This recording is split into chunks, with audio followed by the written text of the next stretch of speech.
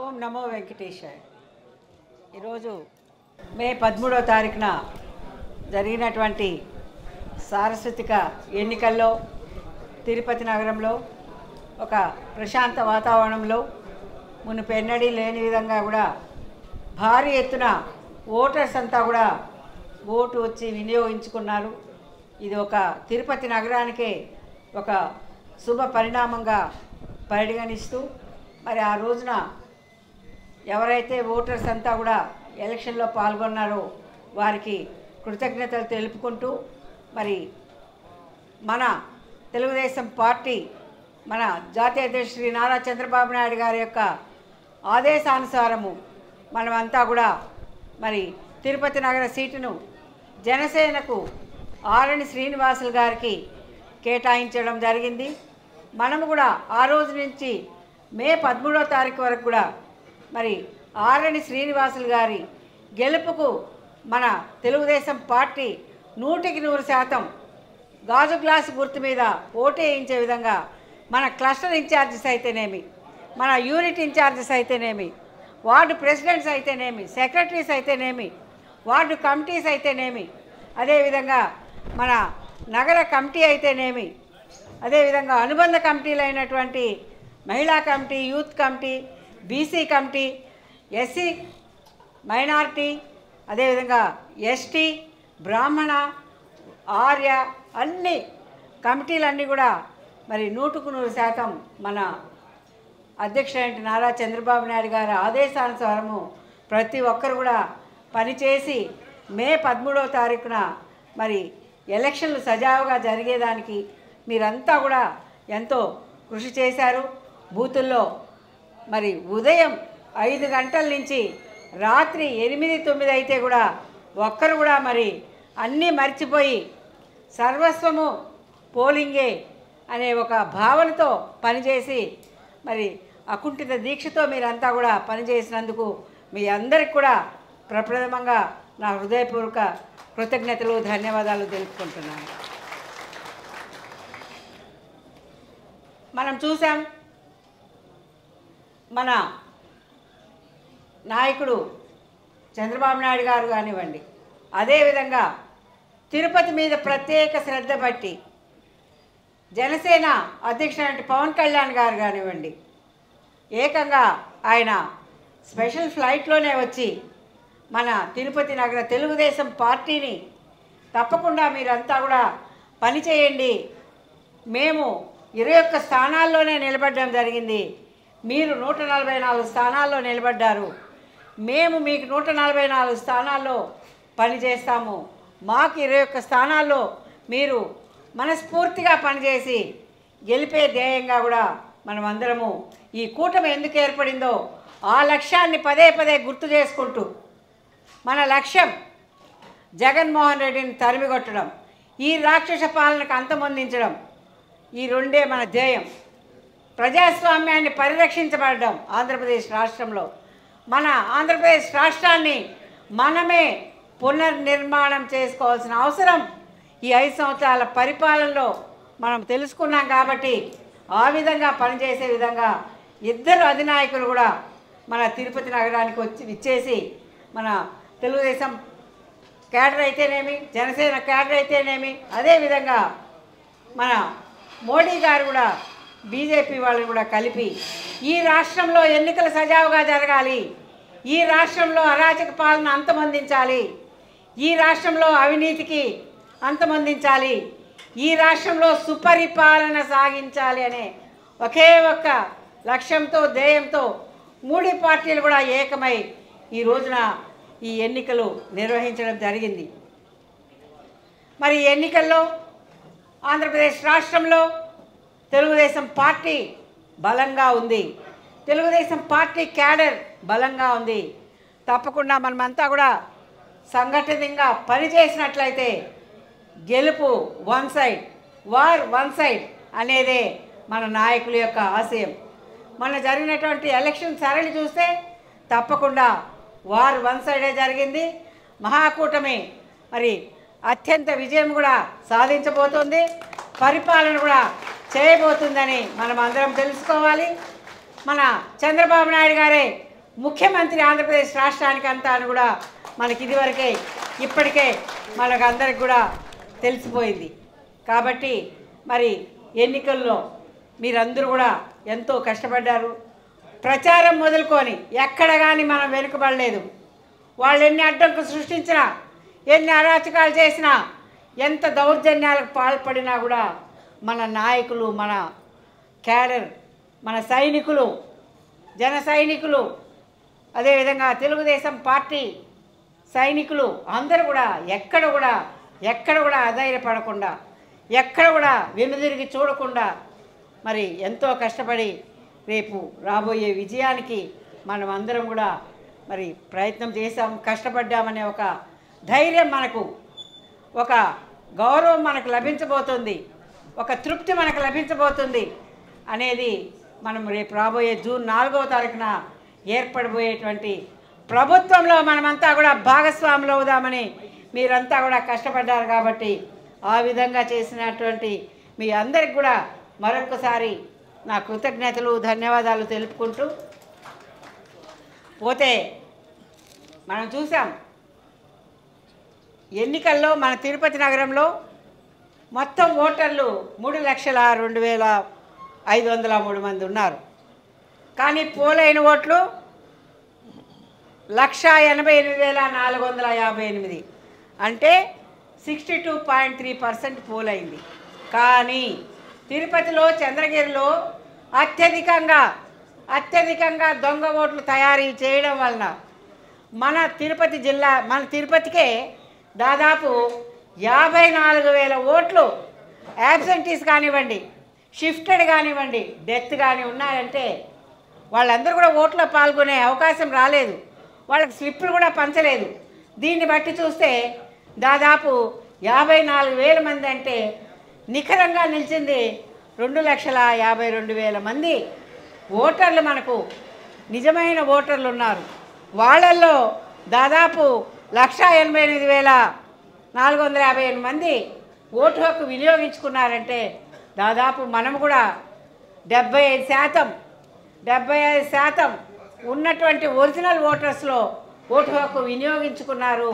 తిరుపతి నగరంలో కూడా ఈ కసిగా వచ్చి 6 గంటల నుంచే 7 గంటలకు పోలింగ్ అయినా కూడా మరి ఉద్యోగస్తులు, ఒక ముసలివాళ్ళు ఎండకు ముందే ఓటు వేయాలని 6 గంటలకే వచ్చి 7 గంటల వరకు కూడా క్యూలో నిలబడి లేటుగా ఈ ఈవీఎంలు స్టార్ట్ అయినా కూడా ఓపికతో ఉండి ఓటు వెళ్ళినటువంటి పరిస్థితులు మనము తిరుపతి నగరంలో అన్ని బూతుల్లో కూడా ఎక్కడ కానీ 7 గంటలకు చూస్తే బారులు తీరిన క్యూలే ఉన్నాయి.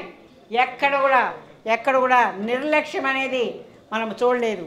దీనికి అంతటికీ కూడా కారణం మన నాయకుడు ఇచ్చినటువంటి ఆదేశాలు, మన నాయకుడు ఇచ్చినటువంటి శిక్షణ, మనం పొందినటువంటి శిక్షణ, గత 5 ఎలక్షన్లో కూడా మనము పొందినటువంటి అనుభవం, మనకు నేర్పినటువంటి పాఠాలు మనము ఈ రోజున ఇంత గట్టిగా నిలబడి మరి 5 నుంచే కూడా బూతుల దగ్గర నిలబడి ఓటర్స్ని రప్పించి మరి ఎక్కడ కూడా దొంగ ఓట్లు పడనీయకుండా మరి ఎంతో కష్టంగా అందరూ కూడా చేసిన పని మనము మొన్న మే 13వ తారీఖున చూడడం జరిగింది. కాబట్టి మరి మన తిరుపతి నగరంలో అయితే జనసేన అభ్యర్థి ఆర్ఎన్ శ్రీనివాసులు గారు దాదాపు 20-30 వేల మెజార్టీతో కూడా తిరుపతి నగరంలో జనసేన అభ్యర్థిగా కూడా గెలవబోతున్నారు. తప్పకుండా చంద్రబాబు నాయుడు గారికి, పవన్ కళ్యాణ్ గారికి ఏమని మనము ప్రామిస్ చేశామో ఆ విధంగా వారికి తిరుపతి సీటును కానుకగా ఇవ్వడం జరుగుతుంది. అదేవిధంగా పార్లమెంట్ అభ్యర్థి మన వరప్రసాదరావు గారు కూడా ఇదివరకు ముందు కూడా ఆయన మనకు ఎంపీగా ఉన్నారు. కాబట్టి ఆ అనుభవంతో ఆయన కూడా మళ్ళా ఎంపీగా కూడా తిరుపతికి కమలం గుర్తుపైన కూడా గెలుపొందబోతున్నారు. దాదాపు ఎంపీ అభ్యర్థికి తిరుపతి జిల్లాలో 73.5% పోల్ అయింది అంటే అన్ని చోట్ల కూడా తెలుగుదేశం అభ్యర్థి ఉంది, సింబల్ గుర్తుంది, తెలుగుదేశం సింబల్. కాబట్టే మరి పోలింగ్లో అత్యధిక పోలింగ్ జరగడం జరిగింది అనేది కూడా ఈ రోజున ఆంధ్రప్రదేశ్ రాష్ట్ర ప్రజలంతా కూడా గుర్తించడం జరిగింది. కాబట్టి మన తిరుపతి నుంచి తప్పకుండా పార్లమెంట్ అభ్యర్థిగా వరప్రసాదరావు గారు కమలం గుర్తుపైన, అసెంబ్లీ అభ్యర్థిగా ఆర్ఎన్ శ్రీనివాసులు గారు జనసేన అభ్యర్థిగా గాజు గ్లాస్ గుర్తు మీద ఓటేసి మీరందరూ కూడా కష్టపడి గెలిపించేందుకు ప్రయత్నం మీరందరూ కూడా చేశారు. మరొక్కసారి మీ అందరికి కూడా కృతజ్ఞతలు తెలుపుకుంటూ, మరి ఈ తిరుపతి చిత్తూరు జిల్లా ఎప్పుడు కూడా ప్రశాంత వాతావరణంలో ఉండేది. అటువంటిది ఈ రోజున ఇక్కడ రాక్షస పాలన జరుగుతుంది అనే దానికి నిదర్శనంగా మనం చూస్తూనే ఉన్నాం. తిరుపతి నగరంలో భూమన కరుణాకర్ రెడ్డి కానివ్వండి, వాళ్ళ తనయుడు అభినయ్ రెడ్డి కానివ్వండి, ఒక అహంకార పూరిత ధోరణితో పరిపాలన గావించారు. మరి పక్కన ఉన్నటువంటి చంద్రగిరి, అక్కడ కూడా చాలా శాతం దొంగ ఓట్లు ఎక్కువగా పోలాయి. అక్కడైతే 1,00,000 మరి ఈ 1,00,000 ఓట్ల దొంగ ఓట్లతో చెవిరెడ్డి మరి రాక్షసత్వంగా పరిపాలన గావించాలని, దొంగ ఓట్లు వేసుకోవాలని ఈ 5 సంవత్సరాలుగా కూడా మనం పోరాటం జరుపుతూనే ఉన్నాం. అయినప్పటికీ వారు వన్ సైడెడ్ ఓటింగ్ జరిగిందని ఓర్చుకోలేక వైకాపా ప్రభుత్వం ఎక్కడికక్కడ ఈ రోజున దాడులు నిర్వహిస్తున్నారు.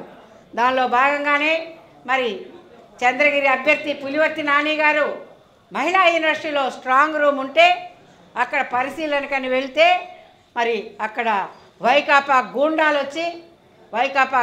వచ్చి ఒక బాధ్యతాయుతమైనటువంటి పోస్ట్లో జెడ్పీటీసీగా ఉంటూ ఉన్నటువంటి భానురెడ్డి గారు వచ్చి మరి అటాక్ చేయడం ఎంత దారుణం అండి, ఎంత దారుణం.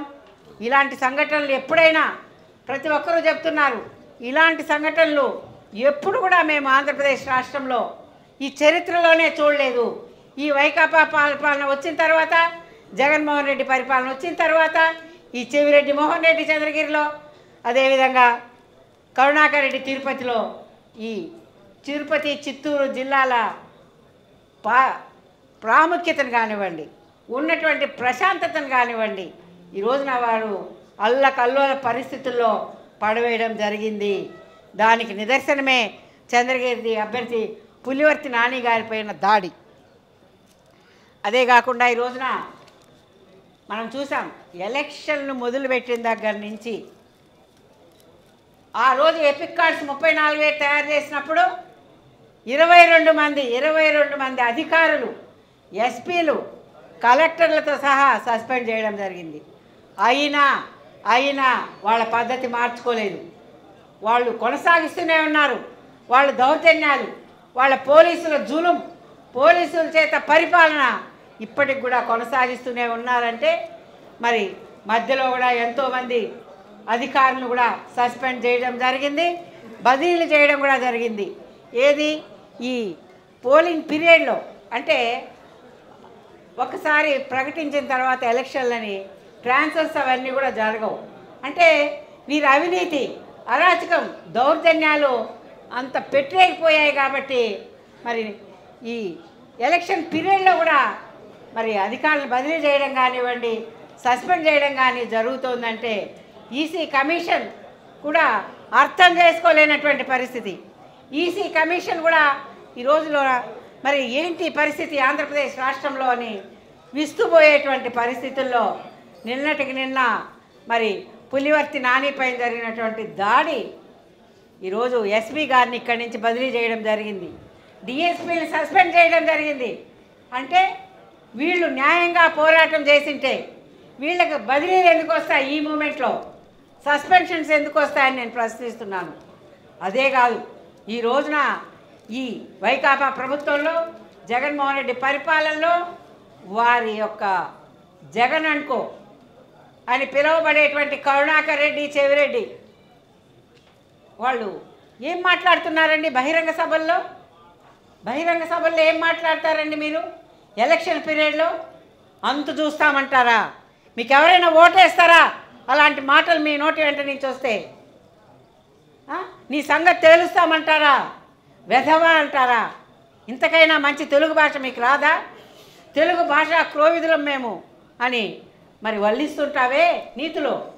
ఇలాంటి మాటలు నీ నోటి వెంట వచ్చిందంటే మరి అదే నీ పతనానికి నాంది. నీ పతనానికి ఈ తిరుపతి నగరంలో ఈ తిరుపతి నగరంలో 1999 నుంచి కూడా మీ అరాచకాలు, మీ దౌర్జన్యాలు, మీ పర్సనాలిటీని కూడా అందరూ చూస్తూనే ఉన్నారు. చూస్తూనే ఉంటూ ఇంకా మారుస్తా. ఈ రోజున నువ్వు చైర్మన్గా కూడా ఉన్నావు. ఒక ఆధ్యాత్మిక క్షేత్రానికి, ప్రపంచంలోనే ఆధ్యాత్మిక రాజధాని అయినటువంటి తిరుమల తిరుపతి దేవస్థానానికి నువ్వు రెండో దఫా చైర్మన్గా ఉంటూ అలాంటి భాష నీ నోటి వెంట ఎలా వస్తుంది అని ప్రపంచవ్యాప్తంగా కూడా ఈ రోజున విస్తుపోయేటువంటి పరిస్థితి. కాబట్టి వీటన్నిటికీ కూడా నువ్వు తప్పకుండా శిక్ష పడబోయే రోజు దగ్గరలోనే ఉంది. శిక్ష పడబోయే రోజు దగ్గరలోనే ఉందని గమనించుకోవాలని కోరుకుంటూ మరొక్కసారి మీ అందరికి కూడా ఓటింగ్ రోజున ఎంతో శ్రమతో మరి ప్రాణాలకు సైతం తెగించి ఉదయం 5 నుంచి రాత్రి 10 వరకు కూడా పోలింగ్ బూతుల్లోనే ఉండి మరి మీరు వచ్చినటువంటి శ్రమకి మరొకసారి నేను హృదయపూర్వక ధన్యవాదాలు తెలుపుకుంటూ అందరికీ మరొకసారి కృతజ్ఞతలతో సెలవు తీసుకుంటున్నాను.